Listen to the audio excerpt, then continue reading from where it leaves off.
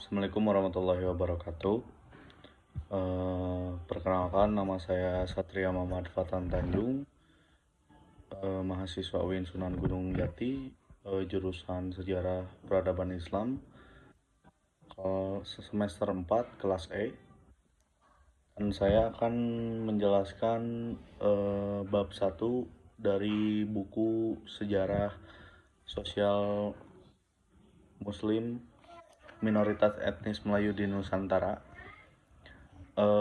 Bab ini menguraikan 4 teori utama yang menjelaskan bagaimana Islam masuk dan menyebar di wilayah Nusantara. Dari teori India, teori Arab Mekah, teori Arab Parsi, teori Cina Indo. Mungkin langsung saya ke teori India.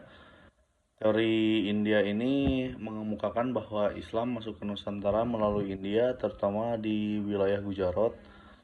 Proses masuknya yaitu pada abad ke-13, para pedagang Muslim dari Gujarat aktif berdagang di Asia Tenggara. Mereka membawa ajaran Islam bersamaan dengan barang dagangan mereka. Hubungan dagang yang erat antara Gujarat dan Nusantara serta adanya pengaruh budaya India pada arsitektur dan seni Islam di Nusantara mendukung teori ini. Selain itu, beberapa catatan sejarah dan arkeologi juga menunjukkan adanya komunitas Muslim India di beberapa pelabuhan penting di Nusantara. Lanjut ke teori Arab dan Mekah. Teori ini menyatakan bahwa Islam diperkenalkan ke Nusantara langsung dari Arab, khususnya dari Mekah. Proses masuknya, para pedagang dan mubalik Arab yang berlayar ke Asia Tenggara membawa ajaran Islam dan mendirikan komunitas Muslim di berbagai wilayah penting di Nusantara. Hubungan religius yang kuat dengan Mekah sebagai pusat Islam memberikan legitimasi dan otoritas kepada penyebaran Islam di Nusantara. Bukti sejarahnya pun menunjukkan adanya kontak langsung antara pedagang Arab dan penduduk lokal di Nusantara. Dilanjut ke teori Arab Parsi. Teori Arab Parsi menggabungkan Arab dan Persia dalam penyebaran Islam di Nusantara. Proses masuknya, selain pedagang Arab, para saudagar Persia juga berlayar melalui jalur perdagangan maritim juga berperan dalam menyebarkan Islam di wilayah ini.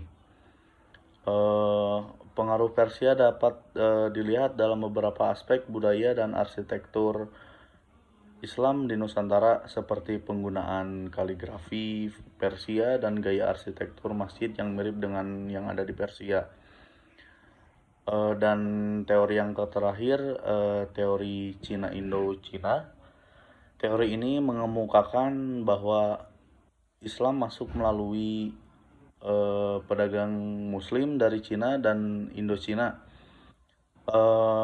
Proses masuknya juga kontak perdagangan yang intensif antara penduduk lokal dan pedagang Muslim dari wilayah-wilayah memfasilitasi penyebaran Islam di Nusantara. Bukti arkeologis juga menunjukkan adanya komunitas Muslim Cina yang tinggal di beberapa kota dan pelabuhan di Nusantara. Selain itu, sejarah menunjukkan interaksi yang erat antara pedagang Cina dan penduduk lokal Muslim. Mungkin segitu ringkasan dari saya untuk bab 1 ini. Dan mungkin bab ini menurut saya menggambarkan kompleksitas dan beragamnya proses masuknya Islam ke Nusantara. Interaksi antara berbagai kelompok etnis dan budaya selama berabad-abad berkontribusi pada penyebaran ajaran Islam di wilayah Nusantara. Dan keempat teori ini memberikan perspektif yang berbeda namun saling melengkapi mengenai sejarah awal masuknya Islam ke Nusantara. Mungkin sekian penjelasan pemaparan dari saya. Mohon maaf jika ada kekurangan atau kesalahan dari ucapan atau penyampaian saya. Mohon dimaafkan. Assalamualaikum warahmatullahi wabarakatuh.